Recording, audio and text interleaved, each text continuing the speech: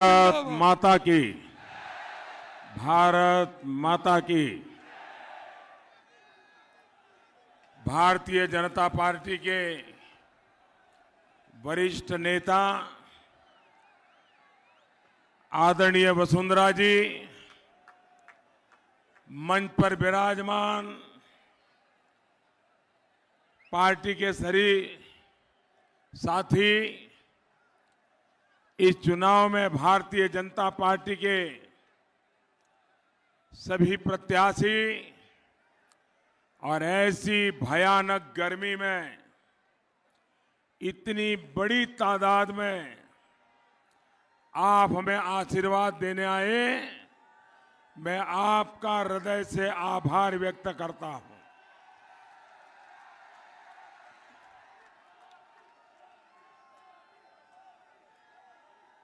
Air condition कमरों में बैठ करके जीत और हार के हिसाब लगाने वालों को पता नहीं चलता है कि ऐसी भयंकर धूप में, ऐसी भयंकर गर्मी में नया भारत बनाने के लिए किस प्रकार से लोग जुड़ रहे हैं, ये दिल्ली में एयर कंडीशन कमरों में पता नहीं चलता है। साथियों, मैं हिंदुस्तान में जहां जहां गया हूं, एक अभूतपूर्व लहर मैंने देखी है। चुनाव मैंने भी बहुत देखे हैं, चुनाव लड़ा भी हूं, चुनाव लड़वाए भी है, चुनाव प्रचार भी किया है और आपकी तरह कभी नीचे बैठ करके चुनाव अभियानों को देखा भी है। लेकिन इस बार मैं देख रहा हूं कि हिंदुस्तान का हर नागरिक इस चुनाव को अपनी जिम्मेवारी मान करके चल पड़ा है। एक एक हिंदुस्तानी इस चुनाव का सिपाही बन गया है। चुनाव कोई पार्टी नहीं लड़ रही है, उम्मीदवार नहीं लड़ रहा है, देश का उज्जवल भविष्य चाहने वाले हिंदुस्तान के नागरिक चुनाव लड़ रहे हैं। भाइयों, विश्व की, भाइयों बहनों, विश्वरी अजय धरती चित्तौड़रा शूरवीर सपूता और वीरांगना नारी शक्ति ना खम्मा घणी गणो गणो नमन अभिनंदन थे कैया हो।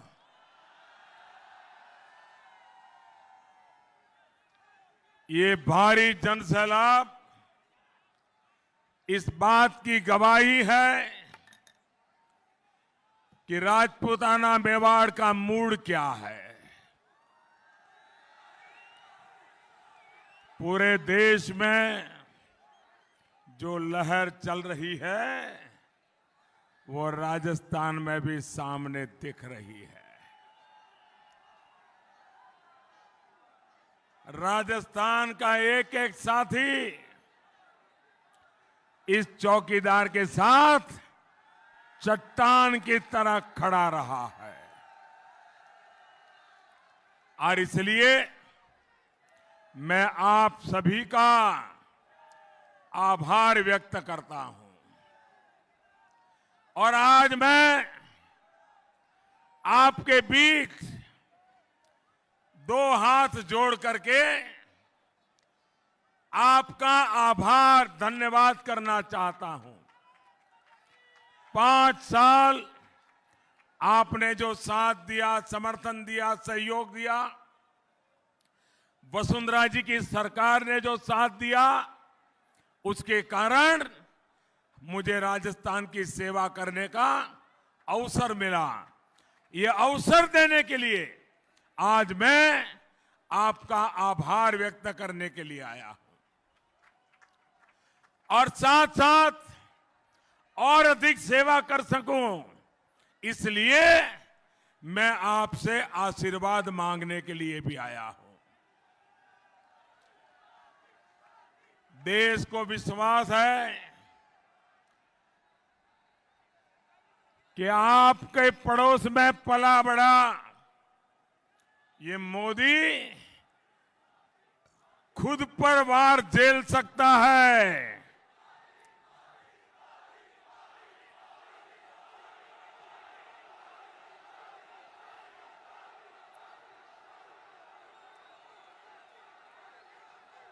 आपका ये प्यार, आपका ये उत्साह मेरी सर आंखों पर।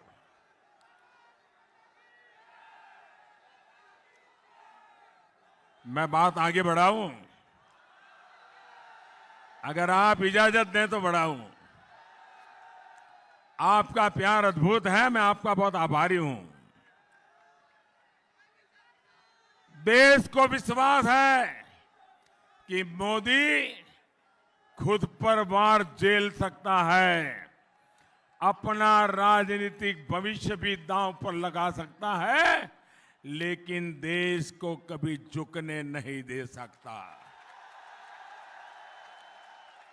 भाई और बहनों, राजस्थान में कुछ दिन पहले आंधी तूफान से अनेक साथियों को हमने खोया है। मेरी पूरी संवेदना सभी प्रियजनों के साथ है। ये बहुत ही दुखद और मुश्किल घड़ी उनके लिए है।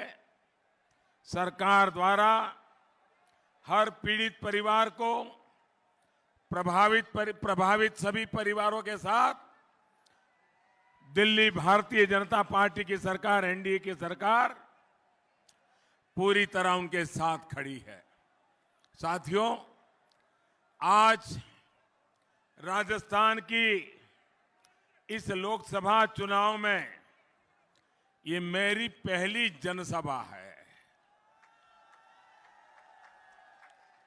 और वो भी चित्तौड़गढ़ में मेवाड़ से शुरू हो रहा है।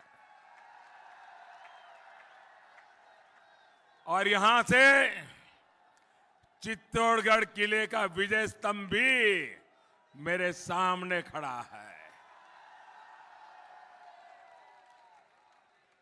ये विजय स्तंभ हमें विजयी भव के आशीर्वाद दे रहा है। भाई और बहनों, विधानसभा चुनाव के दौरान मैं मेवाड़ में अनेक बार आया था। आज मैं नए हिंदुस्तान, मजबूत हिंदुस्तान के लिए आपका आशीर्वाद लेने के लिए आया हूं। महाराणा प्रताप और महारानी पद्मिनी के संस्कार जिनकी रगों में है, ऐसे आप सभी साथियों से मैं पूछता हूं, आप जवाब देंगे? मैं सबसे सवाल पूछता हूं, जवाब देंगे? आप मुझे बताइए, आप मजबूत भारत देखना चाहते हैं या फिर मजबूर भारत?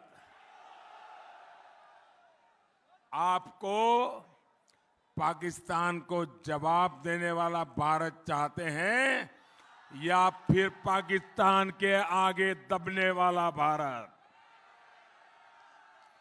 आप आतंकियों को मुंह तोड़ जवाब देने वाला भारत चाहते हैं या आतंकी हमले के बाद चुप बैठने वाला भारत चाहते हैं?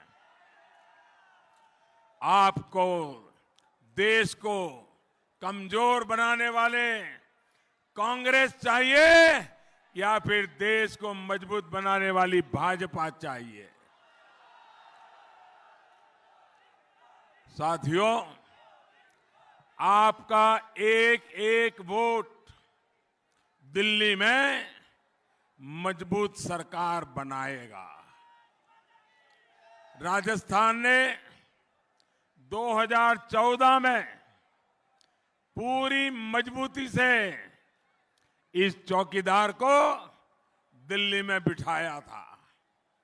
इस बार पुराने सभी रिकॉर्ड टूटने चाहिए। सबकी सब सीट तो आएगी, लेकिन मार्जिन बढ़ना चाहिए। आज मैं विशेष तौर पर जो पहली बार लोकसभा के चुनाव में वोट देने वाले हैं, जिनका जन्म 21वीं सदी में हुआ है, ऐसे पहली बार लोकसभा के लिए वोट देने वाले बेटे बेटियों से, नौजवानों से कहना चाहता हूं कि नया भारत बनाना आपकी जिम्मेवारी है। आपका मिजाज, यही मिजाज नए भारत का हो। जैसा आप 21वीं सदी का भारत देखना चाहते हैं, वो नए मतदाताओं के वोट से होने वाला है। आपकी पुरानी पीढ़ी ने जनसंघ को मजबूत किया, भैरों सिंह शेखावत जैसा नेतृत्व देश को दिया। अब हम सबको नए भारत की दिशा तय करनी है। भाइयों और बहनों, स्वतंत्रता के बाद दशकों में कांग्रेस पर देश ने बहुत भरोसा किया था, लेकिन 5 दशकों से ज्यादा का समय कांग्रेस ने एक परिवार की सेवा में लगा दिया। इस दौरान देश के सामर्थ्य के साथ, देश के संसाधनों के साथ अन्याय ही अन्याय हुआ। हमारे साथ आजाद हुए छोटे छोटे देश हमसे कहीं आगे निकल गए, लेकिन हम विकास की उस स्थिति में नहीं पहुंचे जहां पहुंचना चाहिए था। इसलिए जब 2014 में आपने मुझे एक नया भारत बनाने का आदेश दिया, तो बिना एक पल गंवाए मैं देश सेवा के अपने मिशन में जुट गया। भाइयों बहनों, आप वहां पर आपका प्यार, आपके नारे, आपका उत्साह सब मेरे तक पहुंच गया है।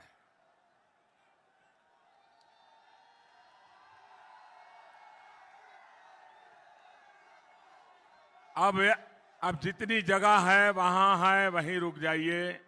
जगह कम पड़ गई है, आपको तकलीफ हो रही है, धूप में तपना पड़ रहा है, हमें क्षमा कीजिए, लेकिन आप शांत रहिए।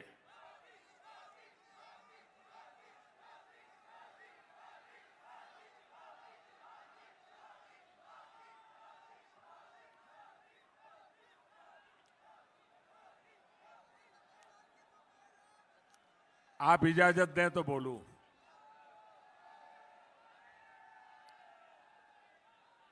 इतना प्यार करोगे, इतना प्यार करते हो, फिर चित्तौड़गढ़ छोड़ने का मन ही नहीं करेगा।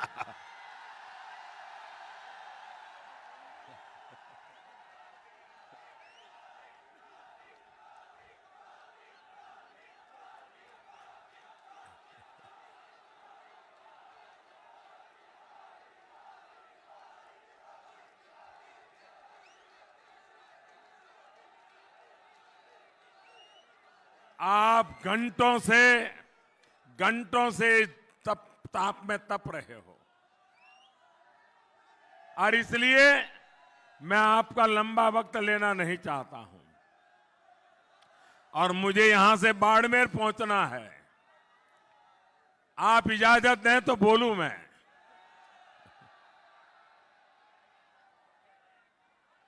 थोड़ा उत्साह बचा के रखिए, अभी आपको चुनाव तारीख तक चलाना है। साथियों, 130 करोड़ देशवासियों के आशीर्वाद और विश्वास के दम पर ही हमने गरीबी के खिलाफ, गंदगी के खिलाफ, बीमारी के खिलाफ, अशिक्षा के खिलाफ, भ्रष्टाचार और काले धन के खिलाफ और आतंकवाद के खिलाफ जमकर के लड़ाई लड़ी है। हम देशवासियों के संगठित प्रयास का ही नतीजा है कि इन सभी लड़ाइयों में भारत को जीत हासिल हो रही है। साथियों, सरकार के काम करने के तरीके में एक और बड़ा बदलाव हम ये लेकर आए हैं। हमारी सरकार ने सामान्य मानवीय के जीवन में बदलाव के लिए न सिर्फ योजनाएं शुरू की, बल्कि उन्हें अंजाम तक पहुंचाया।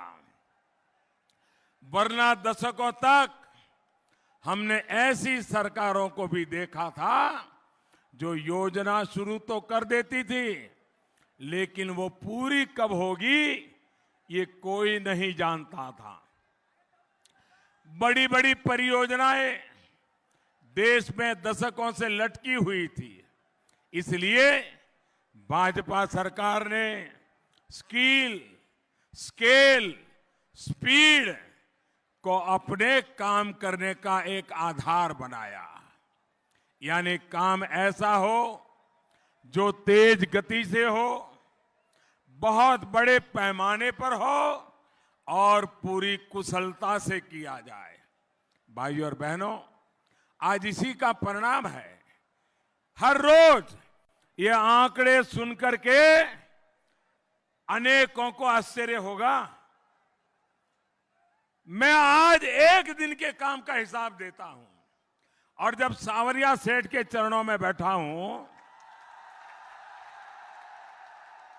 तो उसमें पाई पाई के हिसाब का महत्व होता है, पल पल के हिसाब का महत्व होता है। तभी तो सांवरिया सेठ की याद आती है। और इसलिए मैं भी हर शाम हर दिन का हिसाब लेकर के सोता हूं, पूरे देश का हिसाब लेकर के सोता हूं भाई। और इसलिए मैं आज चित्तौड़ की धरती से एक दिन में क्या कर रहा हूं इसका हिसाब देना चाहता हूं। ये मैं सिर्फ एक दिन के सारे आंकड़े बताने वाला हूं। आज 5 साल में क्या किया आप जोड़ देना, आपको आश्चर्य होगा। और पल भर के लिए आप सोचिए कि आप एक दिन में कितना काम करते हैं, आपको पता चलेगा काम कैसे हो रहा है। हर रोज प्रधानमंत्री उज्ज्वला योजना के तहत लगभग 70,000 बहन बेटियों को मुफ्त गैस कनेक्शन मिल रहा है। ये मैं हर दिन की बात कर रहा हूं। हर रोज सौभाग्य योजना के तहत लगभग 50,000 घरों को बिजली कनेक्शन दिया जा रहा है। हर रोज जनधन योजना के तहत 2 लाख से ज्यादा गरीबों के बैंक अकाउंट खोलने का हमारा रेट रहा था। हर रोज मुद्रा योजना के तहत 1 लाख से अधिक उद्यमियों को बिना बैंक गारंटी लोन दिए गए हैं। हर रोज प्रधानमंत्री आवास योजना के तहत 11,000 से अधिक घर बन रहे हैं और उसकी चाबी सौंपी जा रही है। हर रोज स्वच्छ भारत मिशन के तहत 60,000 से अधिक शौचालयों का निर्माण हो रहा है। हर रोज करीब 1,30,000 किसानों को सॉइल हेल्थ कार्ड दिए गए हैं। हर रोज आयुष्मान भारत योजना के तहत 9 से 10,000 से अधिक लोग का मुफ्त इलाज हो रहा है। हर रोज प्रधानमंत्री सुरक्षा बीमा योजना से करीब करीब 1,05,000 लोगों को लाभ मिल रहा है। साथियों,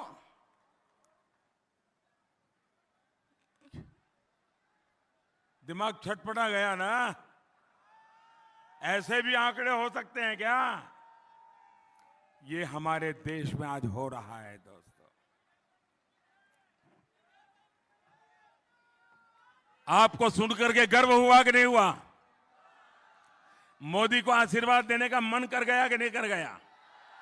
जी भर के आशीर्वाद देने का मन कर गया कि नहीं कर गया? भाइयों बहनों, ये ऐसी सरकार है जो पल पल का पाई पाई का हिसाब दे करके जनता का विश्वास जीतती रहती है। साथियों, जब स्पीड और स्केल से विकास के काम होते हैं तब इसका लाभ समाज के हर वर्ग को मिलता है। तब देश अपने सामर्थ्य के साथ, अपने संसाधनों के साथ न्याय कर पाता है। लेकिन क्या हम विकास की इस गति से संतुष्ट हैं? जी नहीं। मोदी संतुष्ट होकर के सोने वालों में से नहीं है। उसके लिए तो तय किया है शरीर का कण कण, जीवन का पल पल सिर्फ आपके लिए। ये गति हमें 2000 के पहले से चले आ रही व्यवस्थाओं के बावजूद मिली थी। अब बीते 5 वर्षों में हमने व्यवस्थाओं में भी बहुत सुधार किया है। इसलिए अब अगले 5 साल में वो गति देखने जा रहा है जिसका उसे बरसों से इंतजार था।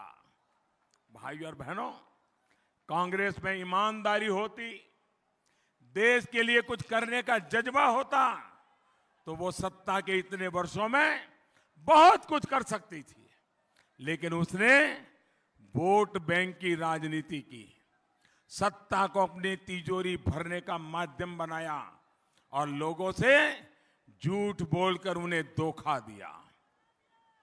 साथियों, यहां राजस्थान में लोग आकर के चिल्ला चिल्ला करके कह रहे थे, बड़े बड़े लोग आके कह रहे थे कि 10 दिन में किसानों का कर्ज माफ कर दूंगा। कहा था कि नहीं कहा था? कर्ज माफ हुआ क्या? कर्ज माफ हुआ क्या? लेकिन बताया यही जा रहा है कि राजस्थान में किसानों का कर्ज माफ हो गया। भाइयों बहनों, आप मुझे बताइए, कर्ज माफ हुआ है? आप में से किसी का कर्ज माफ हुआ है तो हाथ ऊपर करिए। कोई है क्या? कोई है क्या? पूरे देश ये देख रहा है। ये टीवी वाले जरूर दिखाएंगे कि ये राजस्थान का ये झूठ पूरे देश में फैलाया जा रहा है। अब आप देश को बताइए कि आपसे ही नहीं, पूरे देश से एक और झूठ बोला जा रहा है। साथियों, देश से पिछले 7 दशकों से ये लोग ऐसा ही झूठ बोलते आए हैं। इनकी केवल 3 सच्चाइयां हैं, उसमें वो झूठे नहीं होते हैं। इनके आचार में, विचार में, व्यवहार में, कल्चर में ये 3 बातें पक्की है। ये 3 कौन सी है?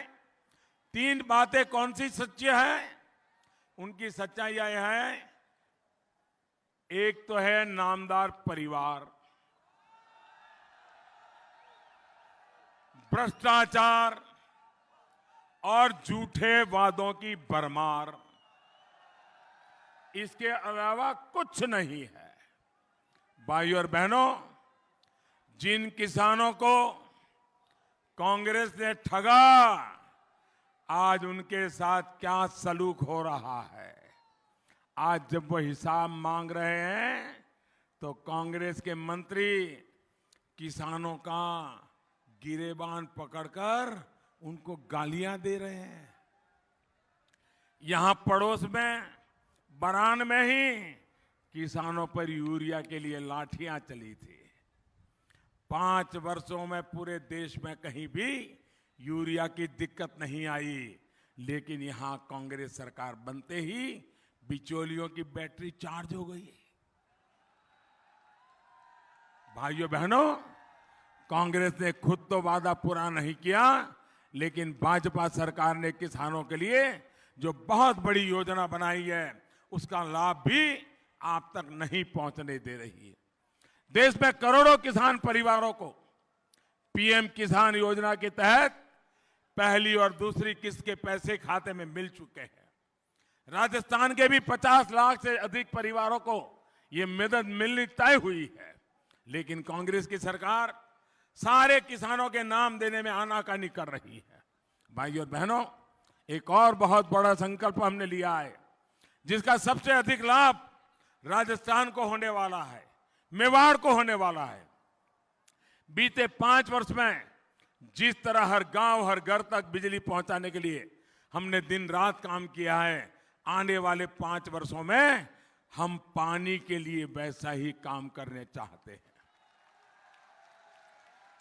और पानी के लिए अलग से जल शक्ति मंत्रालय हम बनाएंगे।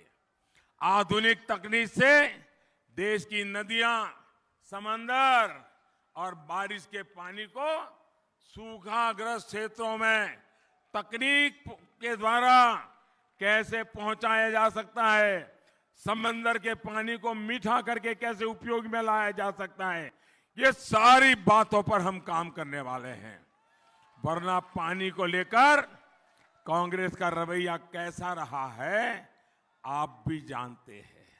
साथियों, कांग्रेस ने आपसे वोट तो लिया, लेकिन आपके राजस्थान के खाते का पानी पाकिस्तान को पिलाती रही है।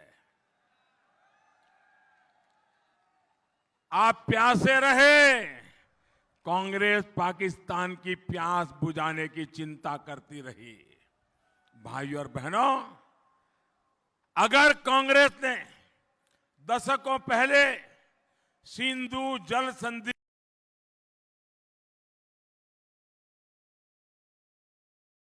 के मुताबिक हमारे हिस्से का पानी ही रोक लिया होता, तो आज राजस्थान में भी पानी की किल्लत नहीं होती। अब इतने वर्षों बाद भाजपा की सरकार ने पाकिस्तान में बहने वाले पानी को रोकने के लिए एक बांध परियोजना पर काम शुरू करवाया है। अब आने वाले दिनों में आपके हक का पानी आपको मिलेगा, पाकिस्तान को नहीं मिलेगा। बस ये ध्यान रखिएगा कि कांग्रेस मजबूत होते ही सबसे पहला काम इस बांध परियोजना को रुकवाने का ना कर ले। जरा जागते रहना, वरना उन्होंने यही किया है, यही उनका काम करने का तरीका है। भाइयों और बहनों, अपनी इसी परंपरा पर चलते हुए देश में गरीबों, वंचितों, पिछड़ों, आदिवासियों के लिए जो भी काम किए जा रहे हैं, उन पर रोड़ा अटकाने का काम यहां की कांग्रेस सरकार कर रही है। अभी तो नई आई है, लेकिन एक ही काम, परेशानियां पैदा करो। आपके इस चौकीदार ने पहली बार सामान्य वर्ग के गरीबों को 10% आरक्षण दिलवाया। ये काम बाकी समाज के हक को छीने बिना, छेड़े बिना हमने समाज को साथ रख करके किया है। लेकिन यहां की सरकार इसमें भी आनाकानी कर रही है। इसी तरह आयुष्मान भारत योजना से 5 लाख रुपए हर वर्ष इलाज के लिए गरीब को मिल रहे हैं। देश के करीब 50 करोड़ गरीबों को यह सुविधा दी जा रही है। लेकिन यहां की सरकार ने आपको 5 लाख रुपए के मुफ्त इलाज से वंचित रखा है। इतना ही नहीं, वसुंधरा जी के समय जो भामाशाह योजना चलती थी, उसको भी ताले लगा दिए। ये जनता के दुश्मन है। भाइयों और बहनों, जो वोट के लिए गरीबों के स्वास्थ्य से खिलवाड़ कर सकते हैं, वो देश का क्या भला करेंगे, आप सोच सकते हैं।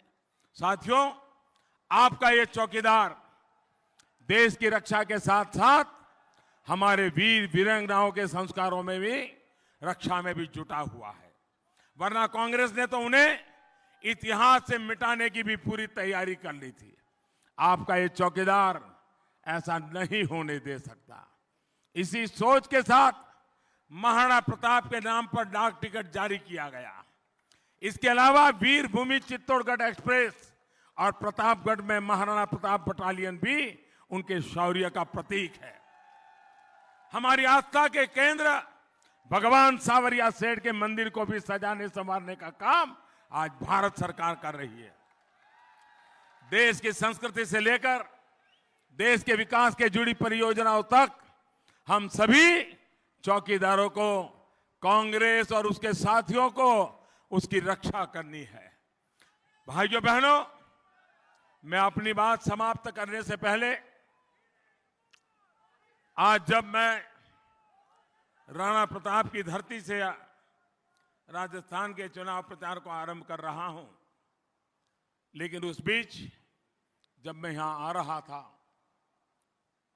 तो आज जानकारी मिली कि हमारा मित्र देश, हमारे पड़ोस में श्रीलंका में आतंकवादियों ने अनेक बम धमाके किए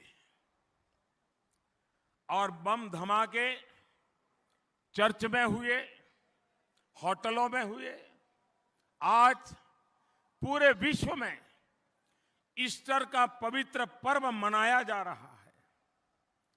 प्रभु यीशु के शांति के संदेश को दुनिया आत्मसात करने के लिए आज पूजा पाठ करती है, बड़ी श्रद्धा के साथ संकल्प करती है।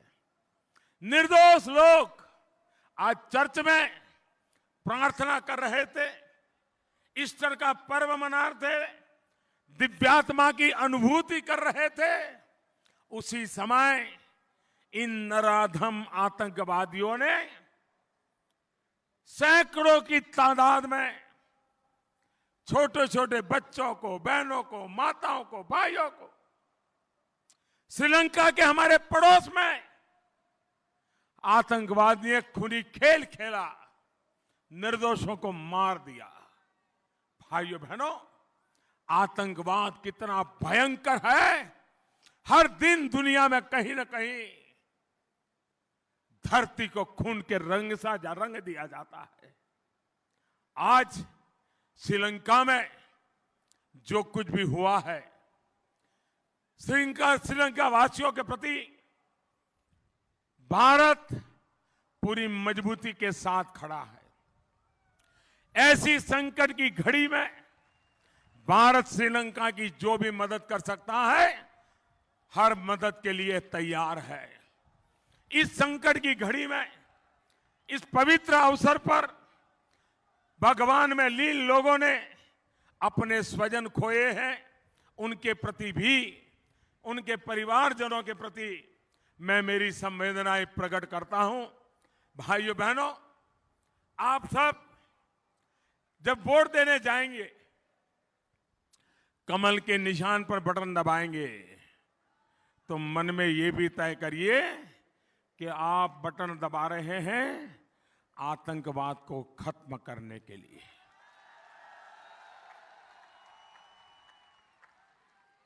आपकी एक उंगली में ताकत है भाइयों, आपकी उंगली में एक ताकत है। आप कमल के निशान पर बटन दबाओगे, आतंकवाद के खिलाफ लड़ाई की मुझे ताकत मिलेगी। आप मुझे बताइए, आतंकवाद खत्म होना चाहिए कि नहीं होना चाहिए? नेस्त नाबूद होना चाहिए कि नहीं होना चाहिए? चुन चुन करके साफ होना चाहिए कि नहीं होना चाहिए? कौन कर सकता है ये काम, बताइए? मोदी के सिवाय कोई नाम दिखता है? मोदी के सिवाय कोई नाम दिखता है? आपको बता दीजिए, कोई कर सकता है क्या? ऐसे लोगों के हाथ में आप अपनी जिंदगी दे सकते हो, अपने बच्चों की जिंदगी दे सकते हो, अपने परिवार की जिंदगी दे सकते हो, हमारे राजस्थान की जिंदगी दे सकते हो, हमारे हिंदुस्तान की जिंदगी दे सकते हो। भाइयों बहनों, इस बार जब कमल के निशान पर बटन दबाओगे ना, तो आपके भीतर एक नागरिक की सजगता तो है, पर वीर सैनिक की सजगता भी होनी चाहिए, जो देश के लिए वोट डालता है, देश के उज्जवल भविष्य के लिए डालता है, दल से बड़ा देश होता है भाइयों। और इसलिए देश के लिए वोट डालना है। और मैं आपको विश्वास दिलाता हूं, आप जब कमल के निशान पर बटन दबाएंगे ना, आपका वोट सीधा सीधा मोदी के खाते में जाएगा, सीधा सीधा मोदी के खाते में जाएगा। भाइयों बहनों, आप मेरे साथ एक संकल्प लेंगे, पूरी ताकत से लेंगे।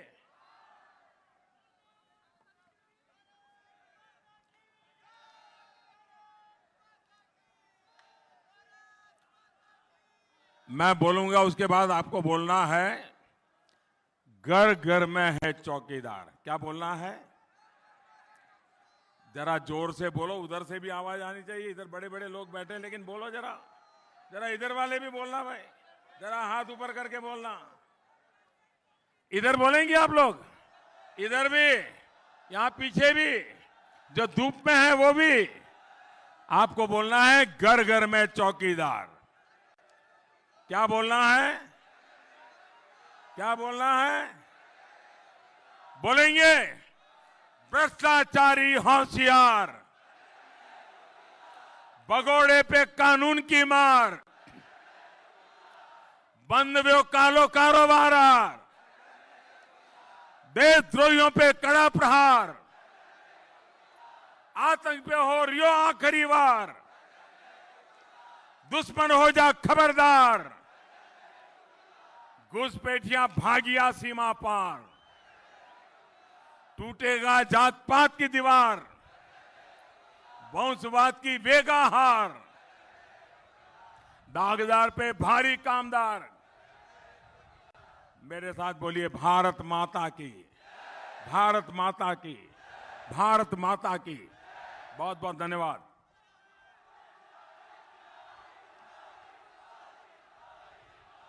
भाई सुशील जी आभार प्रकट करेंगे।